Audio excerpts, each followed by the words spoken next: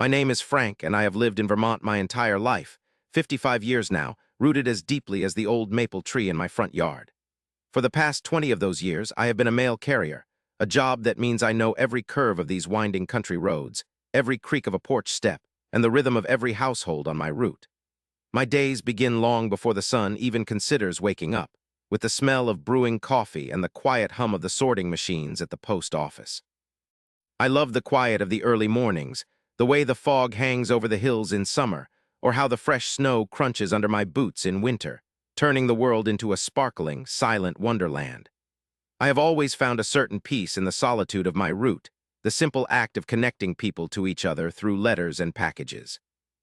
My dream, a quiet one I suppose, was always just to keep my small, inherited farmhouse in good repair, the one my grandfather built, and to live out my days there a comfortable, simple life. But lately, that dream has felt more like a heavy burden, a weight pressing down on my shoulders, making each step a little heavier. The quiet struggles started subtly, with rising costs for everything from heating oil to groceries, making my steady mail carrier salary stretch thinner and thinner. Then, just a few months ago, in the biting cold of deepest winter, my old oil furnace, the same one that had warmed my family for generations, decided it had given its last gasp. It sputtered, coughed, and then fell silent, leaving me in a house that quickly grew colder than the outside air. My internal nemesis, the one I fought every single night, was a nagging voice telling me I was failing, that I wasn't strong enough, that I was too old to handle this kind of hardship alone. The cost to replace the furnace was astronomical, more money than I could possibly imagine scraping together. I pictured losing the house, the only home I had ever known, and the thought was like a lead weight in my stomach. The silence of the cold house became a constant reminder of my predicament, echoing the growing isolation I felt. I tried everything I could think of to fix the situation. I spent every evening researching do-it-yourself furnace repairs, watching endless videos, but the old system was just too far gone, too complex for a novice like me. I worked every extra shift I could get at the post office, rising even earlier, staying out later, my body aching from the cold and the endless walking. I cut out every single non-essential expense, eating simpler meals, turning off lights, wearing multiple layers of clothing even indoors. I even considered taking on a second job, maybe stacking shelves at the grocery store in the evenings. But after 10 hours on my route, my feet were swollen and my eyelids were heavy, making the thought of more physical labor almost unbearable. Each attempt felt like pushing a boulder uphill. One morning, as I was scraping ice off my windshield, my old mail truck, a faithful companion for years, stubbornly refused to start, its engine wheezing before falling silent. It was a minor repair, thankfully, but it was another $100 I didn't have, another setback that felt like a cruel joke from the universe. Then came a particularly brutal snowstorm, a real Vermont whiteout that closed roads and delayed mail for days, meaning my extra hours were cut short, and the small amount of overtime I had managed to accumulate vanished. The snow piled up, mirroring the despair piling up inside me. I felt like I was drowning, each attempt to surface pulling me further down. My lowest point arrived on a Tuesday, a day so gray and bleak it seemed to reflect my very soul. I had finally found a small, local company that offered a slightly cheaper quote for a partial furnace replacement, something I thought I could just barely manage if I sold a few old tools and borrowed a small amount from my meager emergency fund. I called them, my heart thumping with a fragile hope. The voice on the other end was apologetic, telling me that after a closer look at my specific model, the parts were no longer available, and a full, complete replacement was the only option. The new quote was nearly double what I had prepared for. It was an impossible sum. I hung up the phone, the receiver feeling heavy and cold in my hand, and simply sank onto my ancient wooden kitchen chair, the only piece of furniture that still felt warm in the frigid house. Cold was a physical ache in my bones, but the real cold was inside me, a crushing emptiness. I sat there, staring at the frost forming on the inside of my window panes, tears stinging my eyes not just from the cold but from the overwhelming sense of defeat. I seriously considered giving up, selling the house, finding a small, warm apartment somewhere, but the thought of leaving the only place I had ever called home, the place filled with so many memories, broke my heart into a million tiny pieces. I felt utterly alone, completely invisible, a forgotten relic in a world that just kept moving on without me. How could I go on? How could I face another freezing day, another impossible decision? My hope was gone, replaced by a deep, bone-weary exhaustion that made me want to simply lie down and let the cold take me. The next morning, the world outside was just as grim, a raw, biting wind driving a persistent, freezing rain that seemed to cut right through my mail carrier uniform.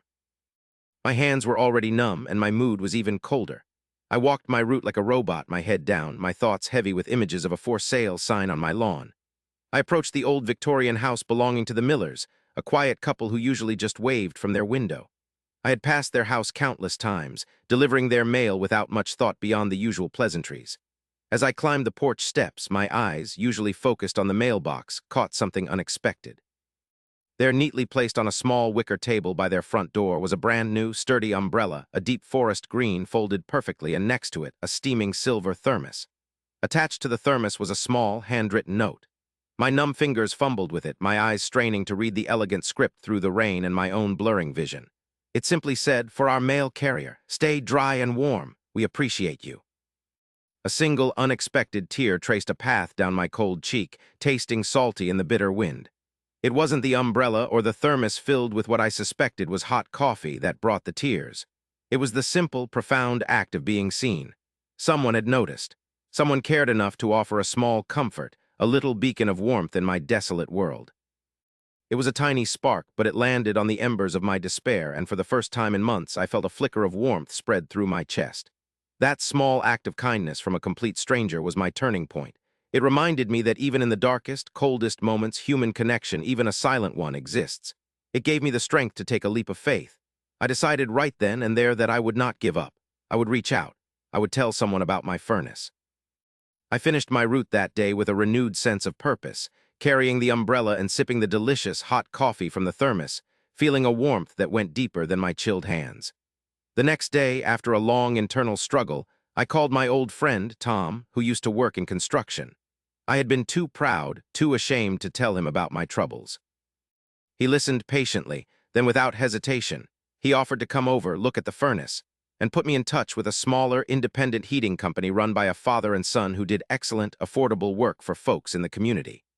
Within a week, with Tom's help and a very reasonable payment plan arranged directly with the kind owner of the heating company, my old farmhouse was warm again, a gurgling, comforting hum filling the silence that had so long been filled with despair. My new normal was one of profound gratitude and a deep understanding of the power of small gestures. I felt connected to my community in a way I hadn't before. Every morning, I would look out at the beautiful Vermont landscape, no longer seeing just burdens, but seeing the quiet strength of the people around me. I started leaving little notes of encouragement for new mail carriers struggling with difficult routes. I kept a box of emergency snacks and drinks in my truck, offering them to anyone I saw stranded on the side of the road, or to an elderly customer who looked a little frail. I made sure to take an extra moment with people on my route, sharing a genuine smile, asking how they were, truly listening to their answers.